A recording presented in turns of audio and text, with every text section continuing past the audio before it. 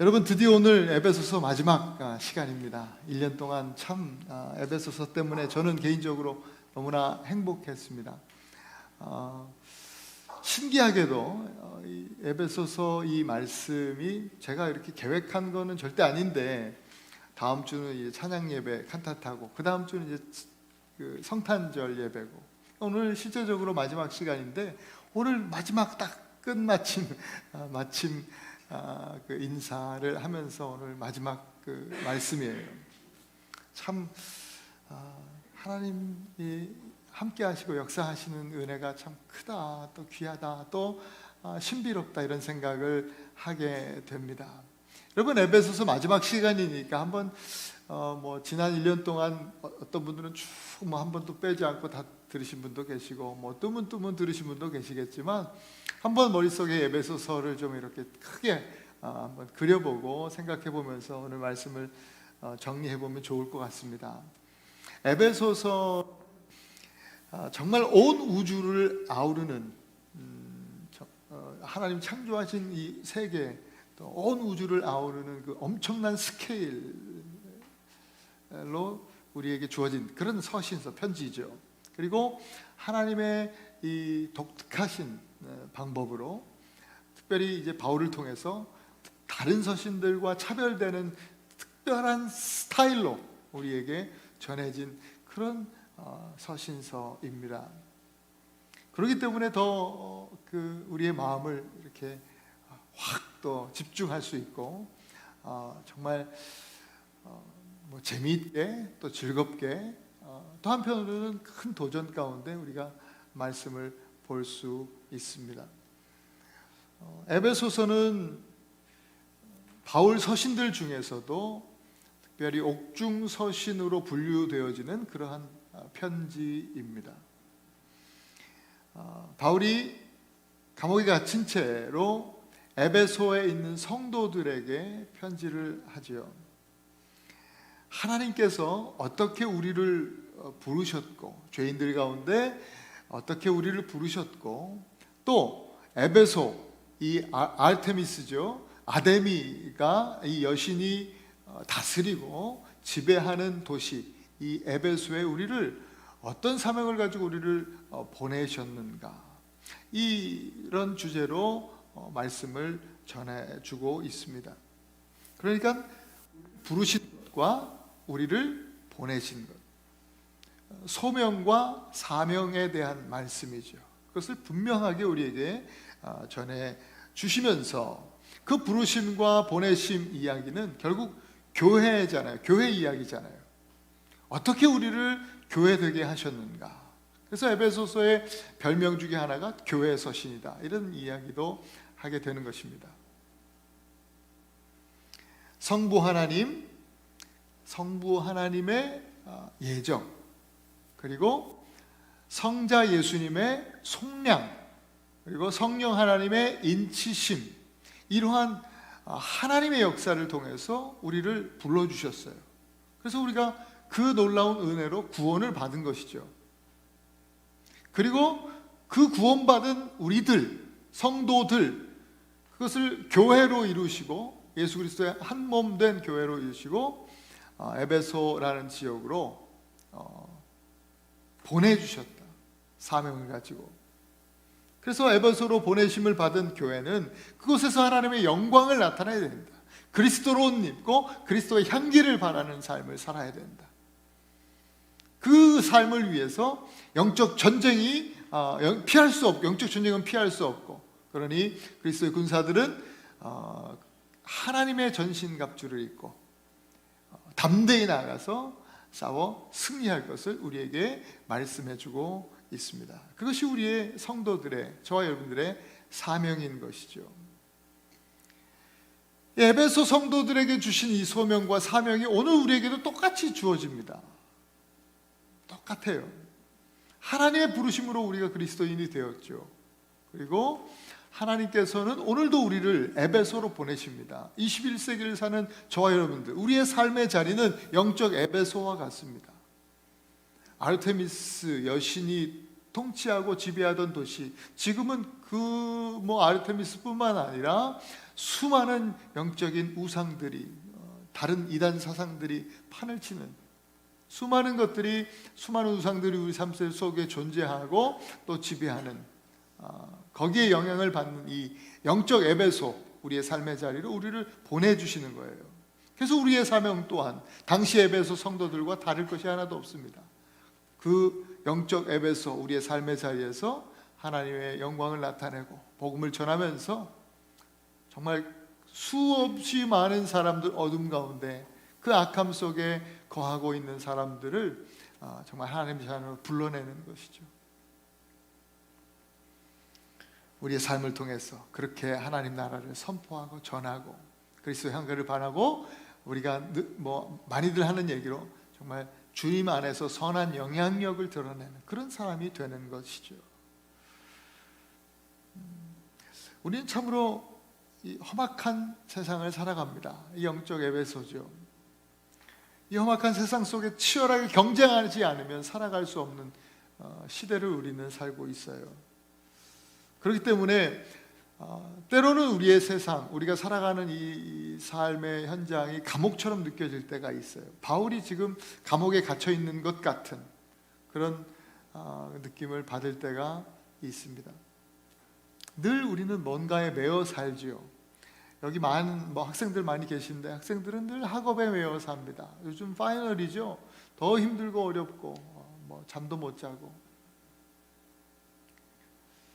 또 학교를 졸업하면 다 끝날 줄 알았는데 더 힘들어져요, 그죠? 졸업하면 이제 생업에 매이고, 또 결혼하면 자녀들 또 결혼 생활 삶에 매이고, 또 자녀 교육에 매이고, 또 좀 즐겁게 살고자 해서 여러 가지 취미 생활도 하면서 그렇게 살아가는데 오히려 또 그것들에 매여 삽니다. 어떤 이들은 즐겁게 살려고 한 잔 두 잔 하다가 술에 매여 살고, 도박에 매여 살고, 게임에 매여 살고, 또 어떤 이들은 이성에 매이고, 또 운동한다고 쫓아다니다가 그쪽 운동에 또 매이고, 또 사람들 모임, 여러 가지 사교 모임에 매여 삽니다. 정말 뜻하지 않았고 계획하지 않았지만 어떤 분들은 뜻하지 않게 부채, 또 돈에 매여 사시는 분들도 있습니다.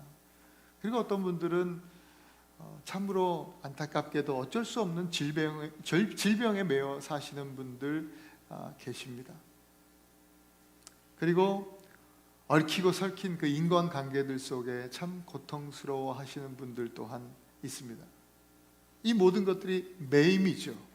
우리는 이런 측면에서 보면 무엇이든지 누구나 예외 없이 어떤 것에 매여 사는 그런 인생입니다. 예외가 없습니다. 그런데 문제는요, 부르심을 받은 자들 아닙니까? 우리가 부르심을 받은 많은 그리스도인들이 이 매여 있는 것들을 우리의 신앙의 핑계로 삼는다는 것, 이것이 오늘 이 시대 성도들의 교회의 문제가 아닌가 생각합니다. 매여 있는 것, 무엇이 나를 그렇게 묶어놓고 매여 두고 있는지 모르겠지만 그 매여 있는 것 때문에 우리의 부르심, 그 부르심의 그 포인트, 핵심이 뭐예요? 거기 중간에는 예배가 있잖아요. 우리를 예배로의 부르심. 예배는 하나님과의 연합이고 교제고, 그 아름다운 예배로의 부르심을 핑계 삼아 뒷전으로 미루는 거예요. 이것 때문에 내가 매어져 있는 내 삶에 나를 메고 있는 것들, 이것 때문에 항상 예배가 뒷전으로 밀려요. 또한 부르심도 마찬가지죠. 우리를 메고 있는, 우리가 메어진 것들 때문에 성도의 거룩한 사명은 어디에다 두었는지 기억도 하지 못할 때가 너무나 많이 있습니다. 여러분, 2022년 이제 마무리하고 있어요. 예수님 닮기를 사모하면서 주를 따라서 가는 우리 성도들, 우리 그리스도인들이 이렇게 2022년 이 한 해를 마무리해서 되겠습니까? 2023년 새해를 앞두고 있는데 또 새해에도 별 다를 것 없이 무엇인가에 매여 있다는 이 핑계를 한가득 아는 채 그렇게 시작해서 되겠습니까? 절대 그럴 수 없습니다. 만약 그렇다면 이제는 끊어내야 되죠. 끊고 새롭게 새로운 소망 가운데 2023년 새해를 시작해야 할 것입니다. 오늘 본문 바로 앞구절인 지난주 보았던 본문의 마지막 절이죠. 20절에서 바울은 이렇게 이야기했습니다. 함께 한번 읽어보십시다. 시작. 이 일을 위하여 내가 쇠사슬에 매인 사신이 된 것은 나로 이 일에 당연히 할 말을 담대히 하려 하심이라. 여러분, 바울이 지금 어떤 상태예요? 쇠사슬에 매인 상태입니다. 바울이 매여 있습니다. 이것은요, 누가 보아도 익스큐즈가 됩니다. 바울이 핑계한다면 누구나 이해할 수 있을 겁니다. 그러나 바울은요, 이것을 핑계 삼지 않았습니다. 자신의 매임, 이 쇠사슬에 매인 것을 핑계하지 않았습니다. 자신이 지금 쇠사슬에 매여 있는 것은 성도로서의, 또 오늘 사신이라고 표현했는데 사신으로서의 사명을 감당하는 데 있어서 전혀 핑계거리가 되지 않았습니다. 사명 감당하는 데 있어서 문제가 되지 않았습니다. 바울은요, 이 묶인 쇠사슬을 끊고 달아나서 사명을 감당하는 게 아니에요. 매여 있지만 매인 것과 상관없이 매인 채로 일합니다. 그래서 지금 스스로 자신을 쇠사슬에 매인 사신이라고 고백하고 있는 거예요. 사신이라면 매여 있어서 되겠습니까? 자유롭게 다니면서 그 왕의 메시지를 전하는 사람이 사신 아닙니까? 그런데 매여 있어요. 그러나 메인체로도 사신으로서의 역할을, 메신저로서의 역할을 정말 아름답고 위대하게 감당하고 있는 것이죠. 너무나 멋지지 않습니까? 너무나 멋있습니다. 오늘 바울이 마지막 이 에베소서를 이제 마무리하면서 또 한 사람을 소개하는데 이 사람 또한 너무나 멋있습니다. 그 멋진 형제의 이름이 두기고라는 사람입니다. 두기고. 성경에 바울처럼 많이 알려진 사람은 아니에요. 조금 나와요. 사도행전에 또 골로새서에 조금씩 그 이름이 등장하는데 특별히 많이 알려진 바는 없어요. 그런데 오늘 본문만 보더라도 너무나 멋진 사람이에요. 바울과 함께 동역했던 동역자예요. 그저 그냥 편지 전달하는 우편 배달부 정도가 아니라 함께 동역하는 정말 귀한 인격을 가진 하나님의 사람이죠. 사명자예요. 두기고. 에베소 성도들이 이 형제를 너무나 사랑했대요. 사랑받는 형제예요. 하나님께 사랑받을 뿐만 아니라 사람들에게도, 성도들에게도 사랑받을 만한 그런 훌륭한 인격을 가졌던 형제일 거라 추측이 돼요. 그리고 이 형제를 향해서 진실한 일꾼이라 이렇게 표현하고 있지 않습니까? 오늘 말씀의 제목을 그래서 진실한 일꾼이 됩시다 그렇게 정했어요. 한번 따라합시다. 진실한 일꾼이 됩시다. 스스로도 그렇게 하면서 또 옆에 우리 형제 자매들, 우리 성도들에게도 한번 축복해 주십시다. 진실한 일꾼이 됩시다 하고 한번 같이. 여러분, 이것이 에베소서의 결론이에요. 에베소서의 결론이자 오늘 저와 여러분들에게 주시는 마지막 에베소서의 도전이에요. 진실한 일꾼이 되십시오 라는 말씀이에요. 저와 여러분 모두가 오늘 좀 전에 말씀드렸던 바울처럼 또 이 두기고 형제처럼 멋지고 진실한 일꾼이 되기를 소망합니다. 무엇인가 우리의 발목을 붙잡고 있지만 어디엔가 우리는 매어서 옴짝달싹 못하는 그런 상황에, 그런 지경에 처해 있을지도 모르겠습니다. 그러나 그것을 핑계 삼지 않고 하나님의 자녀답게, 그리스도의 또 제자답게, 또 그리스도의 군사답게, 또한 하나님 나라의 거룩한 백성답게 우리의 사명과 그 책임을 감당하면서 살아가는 것입니다. 그와 같은 사람은요, 하나님께서요 우주적인 스케일로 우리를 보호해 주십니다. 하나님만의 방법, 그 하나님만의 스타일로 우리를 인도해 주실 줄 믿습니다. 그것이 에베소서의 말씀이죠. 약속입니다. 그렇다면 진실한 일꾼, 이 멋있는 인생, 이 진실한 일꾼으로서의 삶을 어떻게 살아갈 수 있는가? 어떻게 진실한 일꾼 될 수 있는가? 여러분, 주 안에서 진실한 일꾼이다, 사랑받는 자, 그런 표현들을 볼 때요, 사실은 그 신앙과는 상관없이 어쩌면 이 진실한 일꾼, 기본적인 어떤 이 인간적인 인격이 필요하죠. 누구에게나 이렇게 인정받고 사랑받을 수 있는 훌륭한 인격, 이건 기본이에요. 꼭 훈련하셔야 되죠. 그리고 진실한 일꾼이다 그랬으니까 진실함이라는 그 말씀 안에는, 그 단어 안에는 성실하다, 또 게으르지 않고 부지런하다, 뭐 이런 의미가 담겨져 있죠. 그리고 진실하다 했으니까 거짓이 없다라는 뜻도 함께 공존해요. 이게 기본이에요, 기본.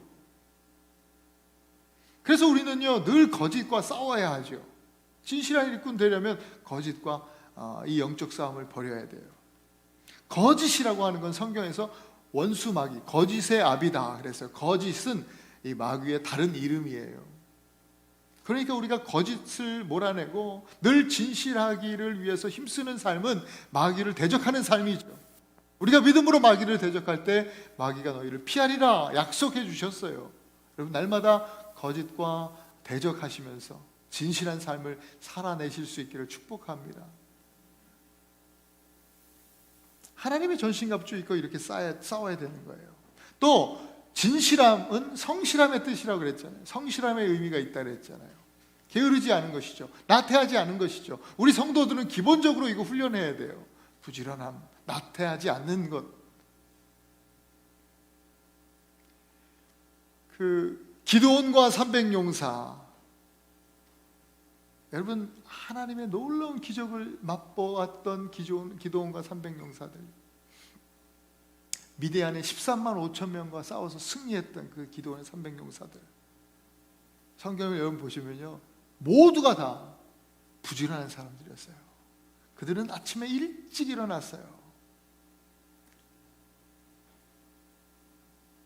항상 하나님 앞에 부지런한 그 정말 성실한 삶으로 그렇게 하나님 앞에 섰을 때 그들을 하나님께서 진실한 일꾼들로 사용하셔서 놀라운 승리를 경험케 하셨던 것을 우린 성경을 통해서 보아요. 우리도 마찬가지로 기본적으로 그거 훈련하셔야 됩니다. 나태하지 않도록, 게으르지 않도록 늘 우리 육신을, 연약한 육신을 쳐서 하나님 말씀 앞에 복종시켜 깨어 일어나야 할 것입니다. 이것은요 뭐 신앙과 상관없이, 그리스도인의 뭐 여부와 상관없이 사실은 너무나 중요한 요소들이죠. 갖춰야 될 기본적인 우리의 성품들입니다. 근데 오늘 에베소서 본문의 마지막 이 메시지는요, 주 안에서 진실한 일꾼이 되라 그랬어요. 이 기본적인 것들은 설명하지 않고 주 안에서의 진실한 일꾼이 되려면 꼭 필요한 요소가 3가지가 있습니다. 이거 갖추십시오라고 하면서 오늘 에베소서를 마무리하고 있는 거예요. 첫 번째 진실한 일꾼은 평안을 소유한 사람입니다. 평안. 바울은 이 말씀을 하면서 이 평안이라는 단어, 이 헬라어로 에이레네라고 합니다. 이 어원의 근원은 히브리서 샬롬에서 왔죠. 우리가 잘 아는, 제가 에베소서 하면서 몇 번 말씀드렸는데 하나님의 평화죠. 바울 시대의 로마의 통치 가운데 있었잖아요. 로마의 통치 아래, 특별히 1세기부터 2세기 그 시기를요, 그 시기에 대해서 이제 설명할 때 가장 흔히 쓰는 말이 바로 팍스 로마나, 로마의 평화, 이런 이야기를 합니다. 로마의 평화, 그 내용은 뭐냐면 결국 로마에 의한 평화입니다. 압도적인 힘, 권세, 파워를 가지고 있었던 로마 때문에 한동안 그 오랜 시간 평화를 누렸던 시기, 1세기, 2세기 그 시기를 팍스 로마나라고 하죠.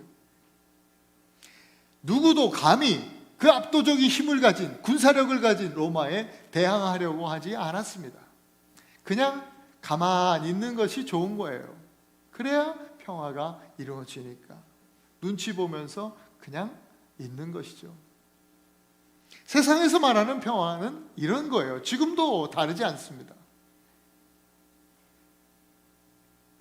끊임없이 마귀는 이 사상으로 우리를 유혹해요. 그렇기 때문에 힘이 필요하다는 것이죠.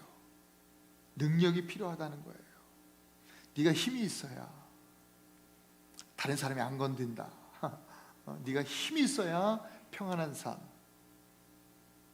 힘은 곧 돈 아닙니까? 그래서 돈 벌으려고 하는 거예요. 돈이 중요하다고. 돈이 전부라고. 돈이 있어야 평화롭다는 거예요. 노후가 편안하다, 안전하다. 젊을 때 벌어야 된다. 예배는 무슨 예배? 야, 신앙, 교회는요. 교회 떡이 나와 밥이 나와. 수많은 이유들로 우리를 유혹하고 시험하죠. 무슨 수를 써서라도 그 파워, 돈 벌고 그 능력을 키우라고 합니다. 그래서 지금도 세상은 팍스 로마나 정신으로 돌아가고 있는 것 같아요. 근데 문제는 성도들 또한, 우리 크리스찬들 또한 그런 정신의 지배를 받고 살아갑니다. 우리가 그러니까, 우리 어른들이 그러니까 자녀 세대들, 다음 세대들까지도 그래요. 그 정신이 그대로 이어가는 거예요. 정말 안타까운 일이에요. 여러분, 우리 시대에 이거 끊어야 돼요. 평화는 돈이 아니라, 힘이 아니라 예수 그리스도를 통해서 주어지는 하나님의 선물이고 하나님의 축복이라는 사실을 우리는 깨닫고, 또 우리 다음 세대, 우리 자녀들에게도 그거 가르쳐 주어야 돼요. 이게 진정한 평화라는 사실을요.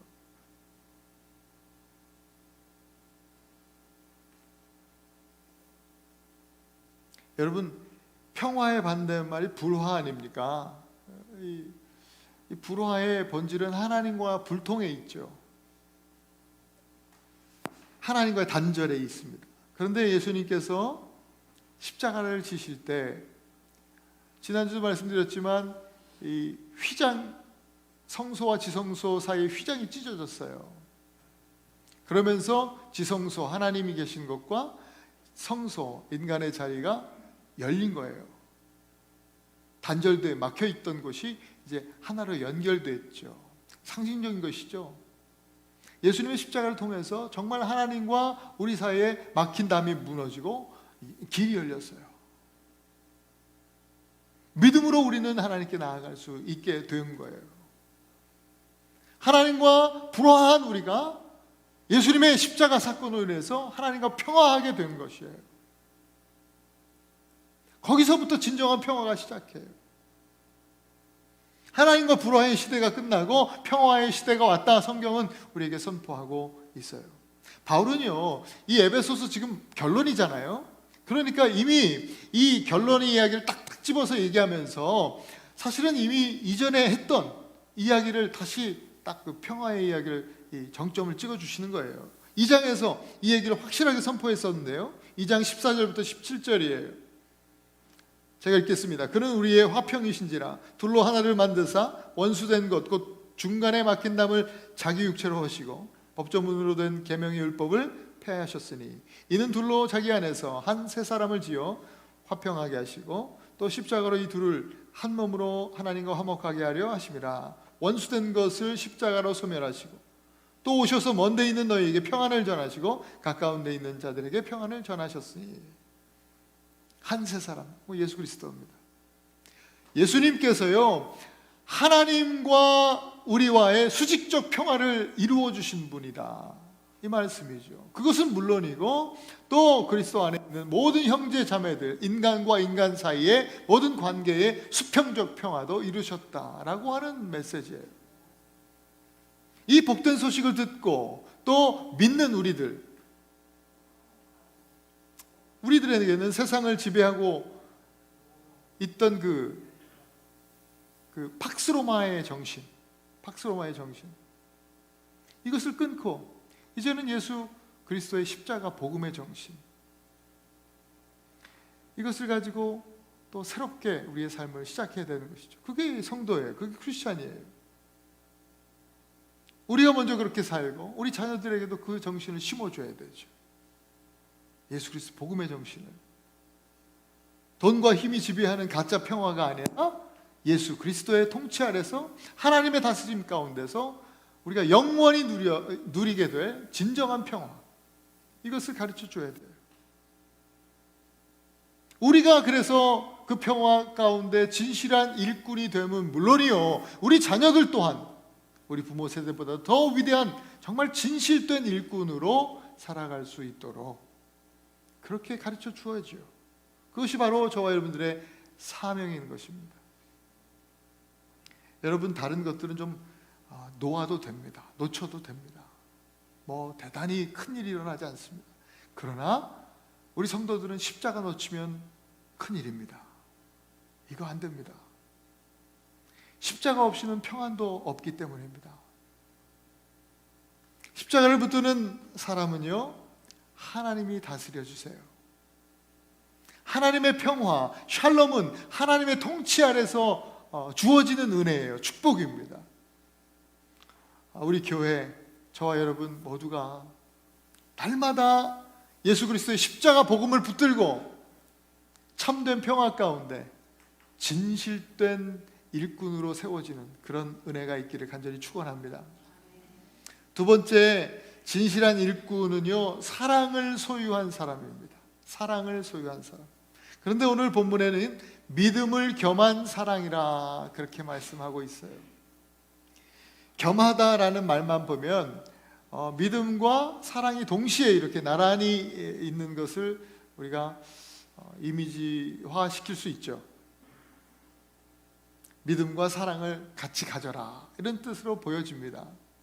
그런데 사실 이 바울이 사용했던 이 원어적 의미를 우리가 한번 연구해 보면, 이 말은요, 그냥 영어 성경 with니까 그냥 같이 있는 건데, 실은 그런 의미가 아니라, 같이 나란히 있는 그런 with가 아니라요, 이게 믿음을 겸한 사랑, 그러니까 믿음, 이 앞에 나오는 이 믿음이 배후에 있는 거예요. 뒤에 믿음이 백그라운드로 깔린 사랑이다, 이런 뜻이에요. 로마 시대 사람들은요, 사랑을 네 종류로 나누어 보았죠.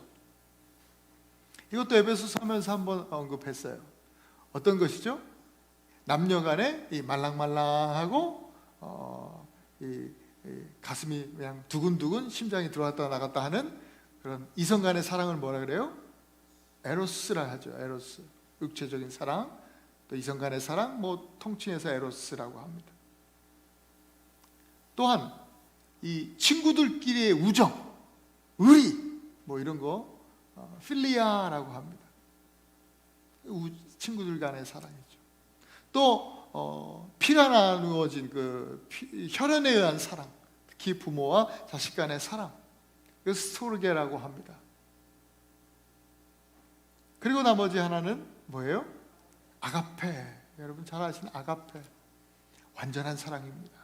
변함이 없는 진실된 사랑, 그것이 아가페입니다. 우리가 성경에서 가장 유명한 구절 중에 하나가 어쩌면 하나님은 사랑이시라, 요한일서 4장에 있는 말씀.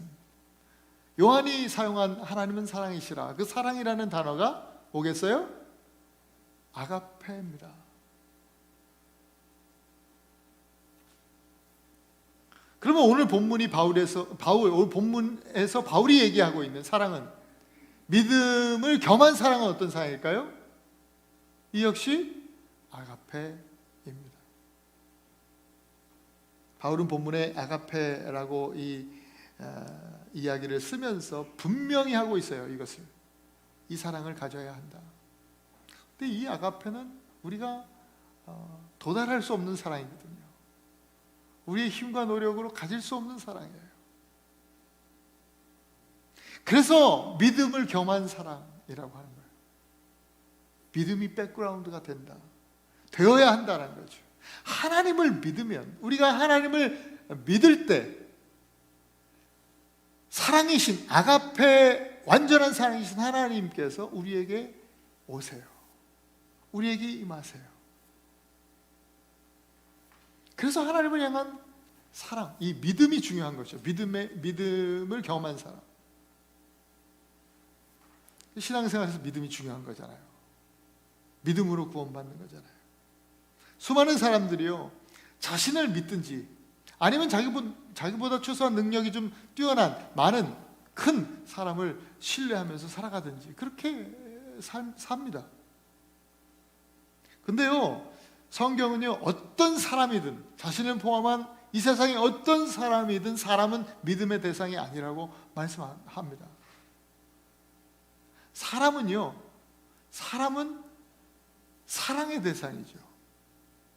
사람은, 오늘 바울이 표현을 빌어서 다시 표현하면, 사람을 향해서는 사랑을 겸한 믿음이 필요한 거예요. 저는 여러분들을 신앙의 측면에서는 믿지 않아요. 그러나 믿어요. 사랑을 겸한 믿음이죠. 사랑이 백그라운드가 되어지니 여러분들을 믿는 거예요. 하나님도 마찬가지예요. 하나님이 사람인 저와 여러분들을 사랑하실 때도 마찬가지예요. 먼저 사랑해 주셔요. 믿음직스러워서가 아니라, 하나님이 언제나, 우리 믿음이 먼저인 것 같지만 사실 그렇지 않아요. 성경은 하나님 사랑이 먼저라고 말씀하세요. 먼저 우리가 아직 죄인 되었을 때 먼저 하나님께서 우리를 사랑해 주셨어요. 먼저 사랑해 주시고, 사랑이 백그라운드가 되기 때문에 우리를 믿어 주시는 거예요. 넘어져도, 실수해도, 실패해도 또 믿어 주시고, 일어나라, 괜찮다, 다시 힘내라. 그게 하나님 사랑이에요. 그와 같이 똑같은 방법으로 우리도 형제자매를 그렇게 사랑해야 돼. 믿을 때 사랑을 백그라운드로 해서 형제자매를 믿어주는 거죠. 신뢰해주고 격려해주고. 그게 우리 믿음 공동체, 사랑 공동체, 교회죠.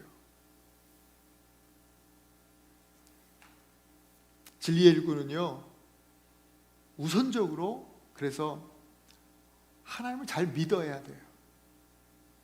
믿음의 반석 위에 우리는 흔들리지 않고 서 있어야 합니다. 우리의 모든 삶에 하나님을 향한 신실한 믿음이 백그라운드가 되면, 아가페, 완전한 사랑이신 우리 하나님께서 우리의 삶에 오셔서 우리 삶에 당신이 백그라운드가 되어주시는 거예요. 한번 따라합시다. 믿음이 백그라운드가 되면 하나님이 우리의 백그라운드가 되신다. 하나님이 우리의 배후에서 백그라운드가 되어주시면 우리가 겁날 게 뭐가 있겠습니까?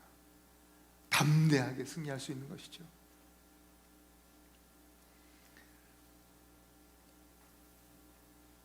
이것도 이미 말씀해 주셨어요. 이것도 이미 말씀해 주셨죠. 에베소서 5장 1절 2절에 말씀을 함께 한번 읽어보겠습니다. 시작.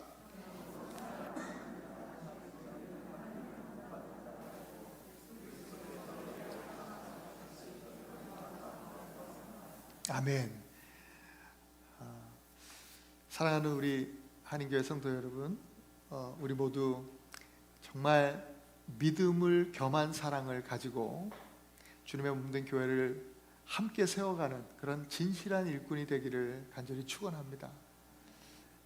하나님을 향해서는 믿음을 겸한 사랑으로, 또 우리 형제 자매를 향해서는 사랑을 겸한 믿음으로 함께 이 믿음의 공동체 세워나갈 수 있기를 소망합니다. 마지막 세 번째는요, 진실한 일꾼은요, 은혜를 소유한 사람입니다. 은혜를 소유한 사람. 평화와 또 사랑, 그리고 은혜. 여러분, 이 세 가지 공통점이 있어요. 뭘까요? 이 세 가지의 공통점, 이거는 우리가 만들어낼 수 없다는 거죠. 하나님 주시는 거예요. 그리고 또 하나의 공통점은, 이 평안과 또 사랑과 은혜의 공통점은 현재성에 있어요. 현재성. 어제 평안했는데 이건 의미 없어요. 어제 평안했지만 지금 오늘 불안하면 진정한 평화를 누리는 것이 아니죠. 지금 평안하고 지금 평안함 가운데 하나님을 더 바라보며 예배하는 것이 참 중요하죠. 여러분, 또 사랑도 마찬가지예요. 그렇죠? 내가 너를 사랑했었다. 그죠? 사랑했었다. 이건 의미 없는 거죠. 사랑했으면 뭐해? 지금 사랑하는 게 중요하죠. 사랑이 변할 수 없죠. 진짜 사랑은 변치 않아요. 너무나 허무한 말이죠. 사랑했었다. 옆에 형제 자매들한테 사랑했었다. 이거 참, 그죠? 항상 현재여야죠. 마찬가지로 은혜도 그래요. 은혜를 받았었다. 이것처럼 의미 없는 말도 없어요. 하나님의 은혜는 날마다 새롭게 주어져요. 여러분, 하나님의 은혜는, 진짜 은혜는요, 또 다른 새로운 은혜를 갈망하게 만들어요. 날마다 사모하게 만드는 거예요. 오늘 은혜 받았으면, 여러분도 은혜 받으시면요, 또 다른 은혜가 사모함이 되어지고 또 다른 은혜를 갈망하게 되는 거예요. 그래서 은혜 받은 사람은 말씀을 펴고 또 새로운 은혜를 갈망하면서 은혜를 받기를 원해요. 그래서 제가 자주 얘기 드리죠. 어제의 은혜로 오늘을 살 수 없습니다. 어제의 은혜로 오늘을 살아갈 수 없어요. 오늘은 오늘의 은혜가 필요한 거예요. 날마다 새로운 은혜로 우리는 살아갈 수 있는 거예요. 마치 출애굽해서 광야를 걸어가는 이스라엘 백성에게 내려주시는 만나와 같아. 은혜가 바로 만나와 같아요. 신비한 음식, 그 만나. 여러분, 너무나 이 만나가 내려질 때 맛있고 신비롭고 한 번도 맛보지 못했던 그런 음식이 하늘에서 내리는데 욕심을 부려서 광주리에 많이 담아둬요. 배불리 먹고 남겼어요. 근데 다음날 먹으려니까 어떻게 돼요? 썩어 냄새 나요. 먹을 수가 없어요. 어제 모아놨던 그 만나를 오늘 먹겠다고 하는 사람처럼 어리석은 사람이 없어요. 그런 사람 아무도 없었어요. 그런데 오늘 21세기를 살아가는 오늘 이 시대의 그리스도인들은 이상하게 어제의 은혜로, 어제의 만나로 오늘을 살고자 하는 거예요. 아니, 어제면 좋게, 뭐 그래 그나마 괜찮아요. 1년 전에 바싹 말려놓고 먹는다는 거야. 그렇죠? 말려놓고 차로 우려 먹고 끓여 먹고 얼리면 돼. 1년 전에 거를, 10년 전에 받은 은혜를 지금 꺼내서 먹는다는 거고, 그것처럼 어리석은 일이 없죠. 이게 사라집니까? 안 사라지는 거예요. 안 돼요. 혹 뭐 세상 음식은 얼릴 수 있을지 모르겠지만 만나는 그렇지 않아요. 본문 마지막 24절에 보니까 우리 주 예수 그리스도를 변함없이 사랑하는 모든 자에게 은혜가 있을지어다, 그렇게 했어요. 은혜가 있을지어다. 우리 성경은요, 이 변함없이 라고 하는 이 단어를요 죄송합니다. 감기가 걸린 게 아니라 목에 이게 뭐가 갑자기 이렇게 들어갔는데 예, 이 변함없이 사랑한다.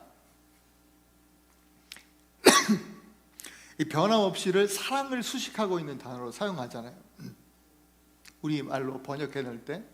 근데 이 원어를 보면요, 이렇게 해석할 수도 있어요. 그런데 우리는 우리 말로 번역할 때 이 해석을 우리가 가지고 온 거예요. 그런데 이 헬라어 성경을 보면요, 다르게 해석할 수도 있어요. 이 문법적으로. 변함없이라는 단어를 사랑에 수식할 수도 있지만 변함없이를 은혜에 수식하는 단어로 볼 수도 있는 거예요. 그렇게 만일 해석한다고 하면 우리 주 예수 그리스도를 사랑하는 모든 자에게 변함없는 은혜가 있을지어다, 이렇게 돼요.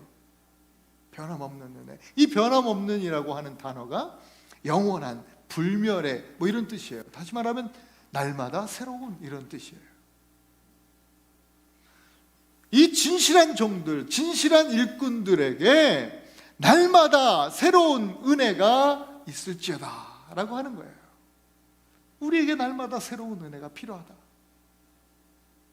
이것이 에베소서의 마지막 말씀이요, 결론이에요. 여러분, 우리는 매일 새로운 은혜를 받아야 살 수 있는 거예요. 매일 새로운 은혜를 받아야 진실한 일꾼으로 사명을 감당할 수 있어요. 이 또한 에베소서에 말씀하고 있었어요. 이미 이야기해 준 말씀이에요. 오늘 정리하는 거죠, 마지막 결론으로. 에베소 3장 7절이에요. 같이 한번 읽어보겠습니다. 시작. 이 복음을 위하여 그의 능력이 역사하시는 대로 내게 주신 하나님의 은혜의 선물을 따라 내가 일꾼이 되었노라. 바울은 은혜를 언제나 현재형으로 소유한 사람이었어요. 그래서 진실한 일꾼이 되어서 자신의 소명과 사명을 잘 감당할 수 있었습니다. 여러분 모두 옛날 은혜로 사는 그런 성도가 아니라 오늘의 새로운 은혜로 우리의 맡겨진 사명을 잘 감당하는 진실한 일꾼들이 되실 수 있기를 축원합니다. 우리 사랑하는 성도 여러분, 바울과 그의 동역자 두기고를 우리가 보면서 이 사람들 참 진실한 일꾼들이다 우리가 보게 되는데, 그들의 삶을 가만히 묵상하고 있으면 여러분 예수 그리스도가 보이지 않습니까? 저는 예수님이 묵상이 돼요. 예수님이야말로 진실한 일꾼이셨어요.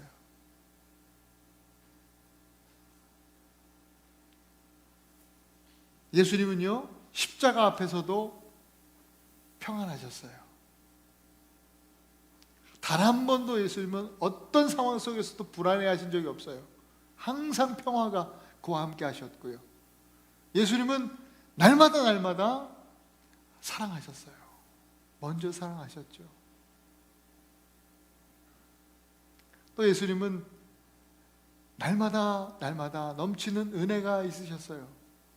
하나님과 항상 교제하셨거든요. 새벽마다 밤낮으로 기도하시는 가운데 하나님께로부터 날마다 새로운 은혜를 공급받아 사셨어요. 그렇기 때문에 평화와 사랑과 이 은혜로 말미암아 예수님도 이 땅에 사시는 동안 진실한 일꾼이 되어서 당신에게 허락된 사명 아름답게 감당하셨던 것이죠. 오늘 바울이 그랬고 두기고가 그랬어요.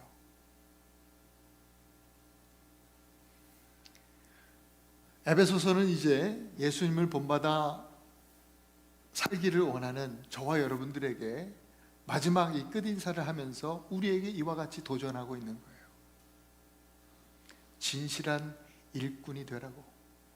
예수님처럼, 바울처럼, 두기고처럼 날마다 하나님 평안 가운데 평강 안에 머물고 믿음을 겸한 사랑으로 늘 하나님을 향해 사랑하고, 또한 사랑을 경험한 믿음으로 우리 형제들을 사랑하고 믿어주고 신뢰하면서 교회를 세우고, 또한 날마다 새롭게 주시는 은혜 안에 거하면서 진실한, 정말 하나님 앞에 충성된 일꾼으로, 진실한 일꾼으로 우리의 삶의 자리, 곧 이 시대의 에베소를 우리가 살아가면서 정말 수없이 많은 어둠 가운데 있는 사람들을 진실한 일꾼, 여기 일꾼들은 농부를 얘기해요. 사실은 그 원어적인 의미가 추수할 일꾼들이죠. 그 영혼들을 하나님 나라 복음을 전하면서 정말 하나하나 살려내는, 거두어들이는 영적 추수를 이루는 그런 진실한 일꾼이 되라고 에베소서는 우리에게 말씀해주고 도전해주고 있습니다. 여러분, 이 에베소서 마지막 이 메시지를 우리가 겸허히 받고 또 믿음으로 받고 정말 우리 모두가 한 사람도 예외 없이 이 마지막 때에 진실한 일꾼 되어서 정말 하나님 나라를 아름답게 우리 삶의 자리에서 또 확장시켜 나가는 저와 여러분 되실 수 있기를 그리스도 이름으로 축원드립니다. 기도하겠습니다.